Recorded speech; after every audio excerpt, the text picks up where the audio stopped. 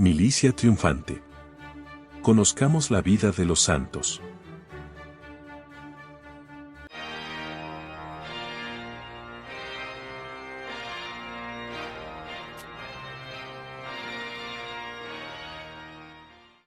El gloriosísimo apóstol Santiago, patrón de las Españas. Su vida. Al gloriosísimo apóstol Santiago el Mayor, eligió Dios para alumbrar los reinos de España con los primeros resplandores de la luz evangélica, y sembrar en ellos la semilla del cielo.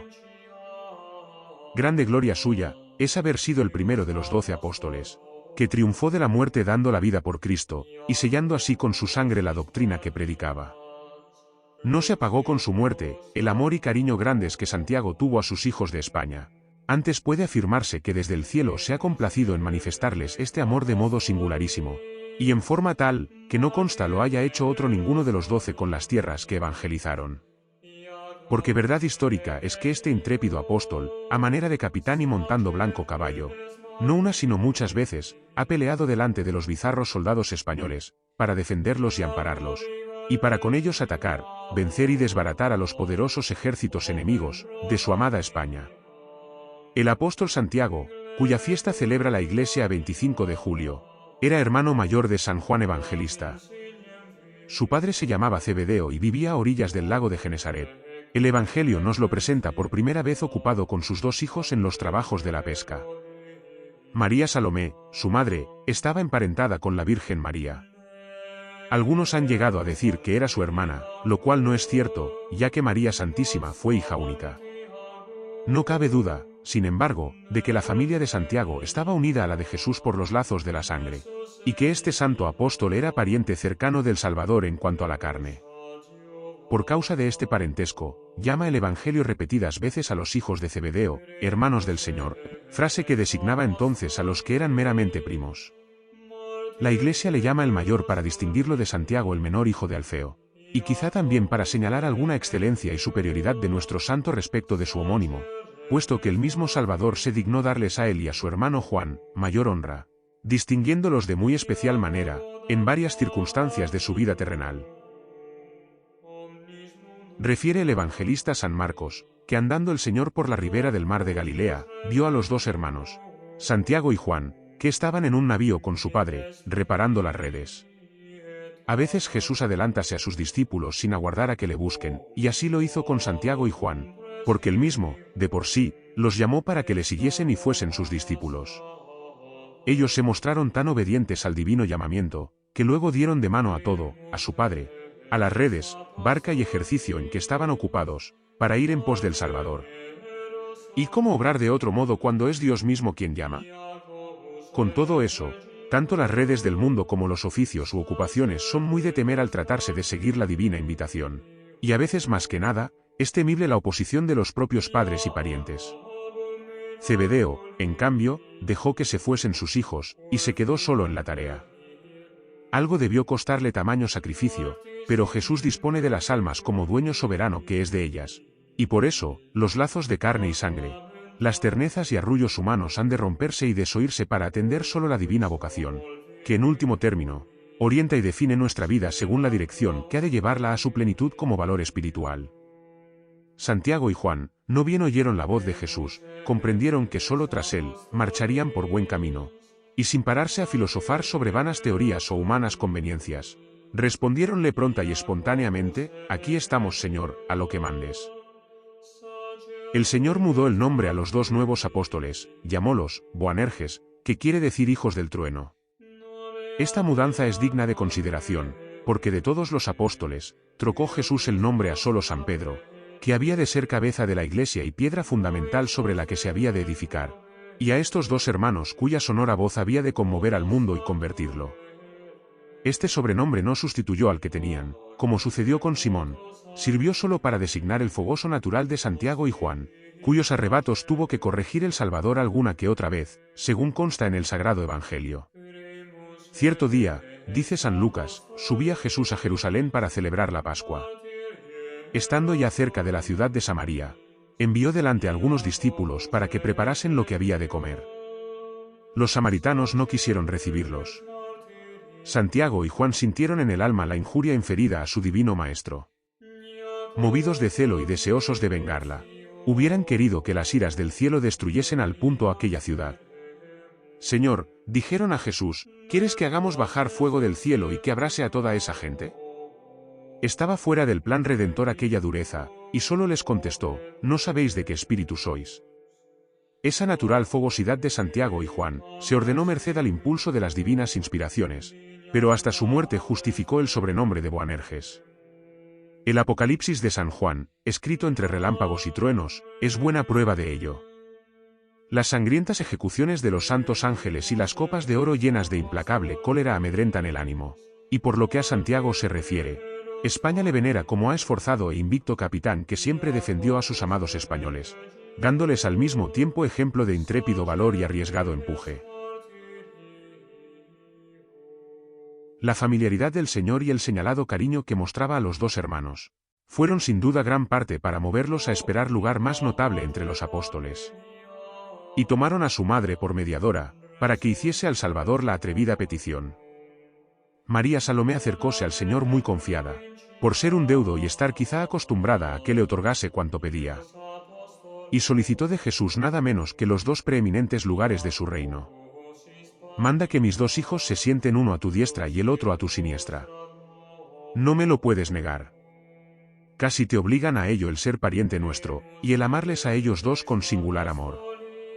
Pidió sin duda esta merced, ya por creer que Jesús había de llegar a ser rey temporal, y tener cabes y algunos ministros y personas de alta dignidad para su servicio, ya por pretender que en el reino de los cielos, fuesen sus dos hijos aventajados sobre todos los santos.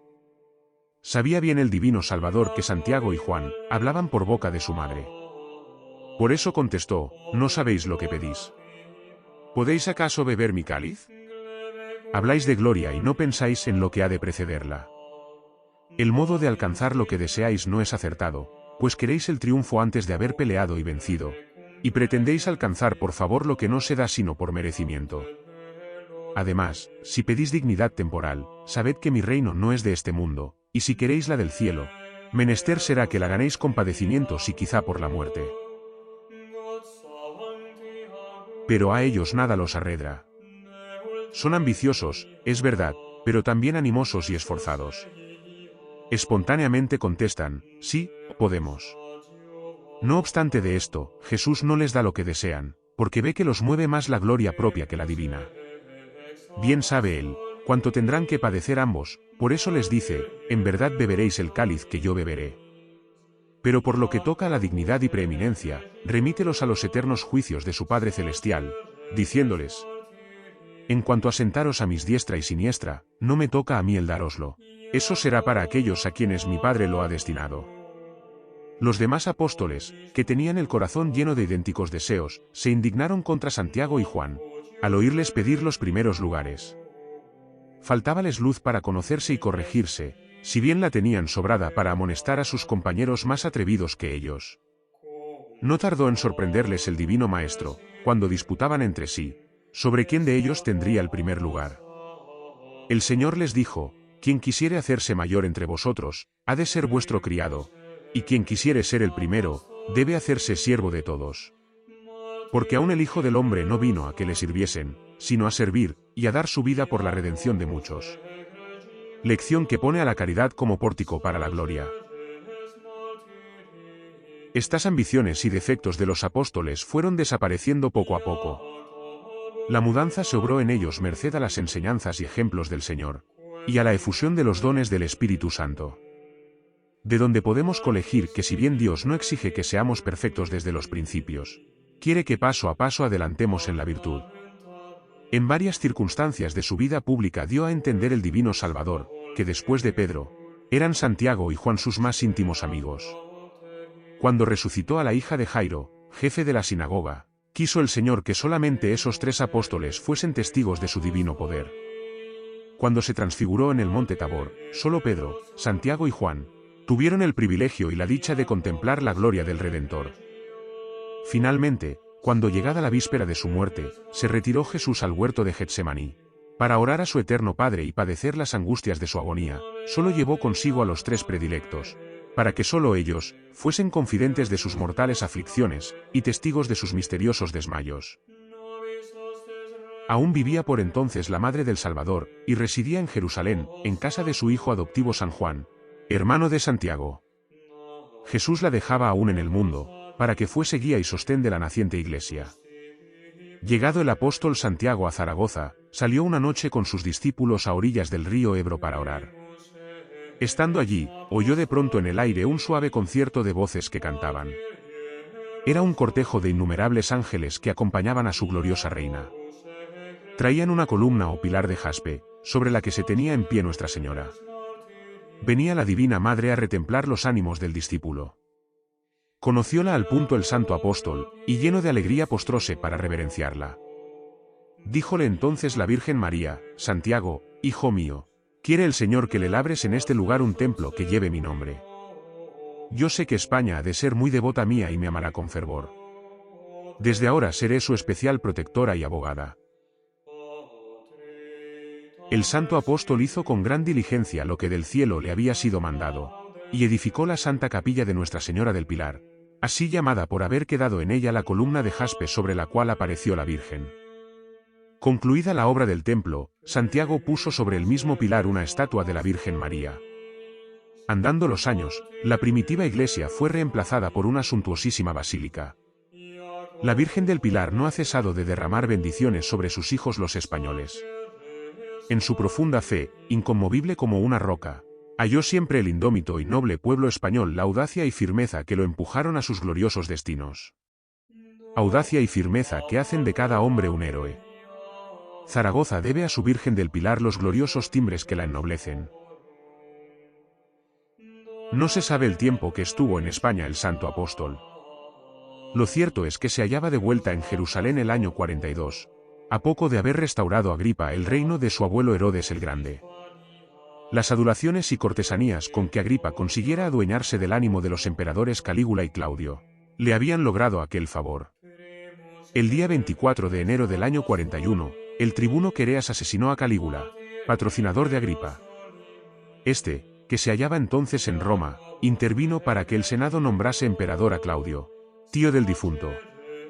En agradecimiento, dilató el nuevo soberano las posesiones de Agripa, añadiendo la Samaria y la Judea a las 3 tetrarquías ya gobernadas por él. El reino del primer Herodes fue así, restablecido por su nieto, con Jerusalén por capital. La conducta del abuelo encontró un digno seguidor. Al mismo tiempo que instauraba teatros, circos y luchas de gladiadores en las principales ciudades del reino, hacía Agripa gran alarde de celo por la religión mosaica, para encubrir con capa de afectado judaísmo su origen idumeo. Cumplía puntualmente la ley, ofrecía víctimas sin número y era muy asiduo a las solemnidades judías. Ofrendó al templo una cadena de oro que le había regalado Calígula, y cuyo peso equivalía al de otra de hierro que llevó en Roma en las cárceles de Tiberio. Este aparente resurgir del reino de Palestina, esta solemnidad extraordinaria con que Agripa realzaba las ceremonias rituales, halagaba sobremanera el orgullo nacional de los judíos. Pensó Herodes, que para ganar su estimación, era lo más a propósito perseguir a los cristianos, y así dicen los Hechos de los Apóstoles en su 12º capítulo. Por este tiempo, año 42, el rey Herodes se puso a perseguir a algunos de la iglesia. Primeramente hizo degollar a Santiago, hermano de Juan. Después, viendo que esto complacía a los judíos, determinó prender también a Pedro, con el designio de presentarle al pueblo pasada la Pascua. A San Pedro le puso milagrosamente en libertad el ángel del Señor, pero Santiago, degollado por orden de su perseguidor, tuvo así la honra de ser el primero de los apóstoles que dio su vida por Cristo. Sin duda que los judíos hicieron blanco de sus odios a este, hijo del trueno, por el ardiente celo con que predicaba la doctrina del divino crucificado. Agripa, por su parte, pretendía con aquello ganar popularidad. Al tiempo que le llevaban al suplicio, un paralítico le pidió la salud, y el apóstol se la dio muy entera en nombre de Jesucristo. El escriba Josías, el que con más ímpetu y rabia había arremetido al apóstol y el que primero acudiera a prenderle, al ver el prodigio de la curación del paralítico, se convirtió a la fe, confesó que Cristo era Dios, y pidió perdón al santo apóstol con gran humildad y arrepentimiento. Santiago le perdonó con ternísimas palabras y le dio el beso de paz. Alteráronse los judíos viendo esto, echaron mano de Josías y le degollaron con el santo apóstol. El lugar donde fue martirizado Santiago el Mayor se venera todavía en Jerusalén, en la catedral que hoy gobiernan los armenios cismáticos. No hay ningún documento de la antigüedad relativo a las sagradas reliquias del apóstol Santiago. Se sabe que fueron enterradas en Jerusalén, donde permanecieron poco tiempo. Sin embargo, la tradición viva y arraigada en todas las iglesias de España y aún en la cristiandad entera, establece que el precioso tesoro del cuerpo de Santiago se halla en el famosísimo templo de Compostela, en Galicia. En la Edad Media acudían peregrinos de todas las naciones de la cristiandad, para visitar y venerar las reliquias del primer apóstol mártir. Es tan universal y constante esta tradición, que en balde algunos autores modernos han querido ponerla en tela de juicio. No puede precisarse en qué época fue traído el santo cuerpo a España. Se cree que, a poco de morir el valeroso apóstol, sus discípulos tomaron el sagrado cuerpo por haberlo así dispuesto ante su maestro, o por particular revelación de Dios, y lo llevaron al puerto de Jope. Desde allí, poniéndolo en un navío, navegaron por el Mediterráneo y pasado el estrecho de Gibraltar, entraron por el Atlántico hasta la costa de Galicia. Desembarcaron el santo cuerpo en la ciudad de Iria Flavia, que ahora se llama Padrón, donde estuvo muchos años secreto y escondido. El Señor lo reveló y descubrió a principios del siglo IX, reinando en Asturias don Alfonso II el Casto, quien mandó trasladarlo a Compostela, donde continúa siendo reverenciado. De esta traslación se hace memoria el 30 de diciembre. Los papas otorgaron grandes mercedes y privilegios al santuario de Santiago de Compostela, que fue uno de los principales lugares de peregrinación en la Iglesia Universal. Hasta hace poco tiempo, solo el sumo pontífice podía dispensar del voto de ir en romería a Compostela. En los siglos de fe viva y pujante, solían los peregrinos de las regiones del norte de Europa empezar las grandes romerías con una visita al santuario de San Miguel del Monte, Francia, donde el peregrino se proveía de conchas. De allí pasaba a Compostela, luego a Roma y finalmente, a Jerusalén. Ese interminable peregrinar de los romeros, semejábase a la larga cinta de estrellas que parece dividir el cielo, cual si fuese un camino sin fin lleno de luminosos viandantes. Por eso quizá, las devotas gentes de aquellos siglos de fe, llamaron a la Vía Láctea, Camino de Santiago. Siempre se ha mostrado Santiago defensor celoso de la fe cristiana y de la independencia española. Muchas veces le vieron nuestros soldados pelear contra los enemigos y hacer gran estrago entre ellos. Sucedió esto por vez primera el año 859, en tiempo del rey don Ordono I, en la batalla de Albelda. Estando en guerra con el renegado Muza de Tudela, retiróse al cerro de Clavijo, y allí encomendóse al santo apóstol. Entrada la noche se le apareció Santiago y le dijo: manda que tu gente confiese y comulgue mañana, y luego acomete al enemigo invocando el nombre de Dios y el mío. Yo iré delante de tu ejército sobre un caballo blanco, con un estandarte blanco en la mano, y los moros quedarán deshechos. Así se hizo, y en aquella batalla Albelda fue tomada y destruida. Los cristianos ocuparon además sus reales, y ganaron la ciudad de Calahorra. Desde ese tiempo los soldados españoles empezaron a dar señal para acometer al enemigo con esta invocación a su valeroso caudillo y defensor. ¡Santiago encierra España!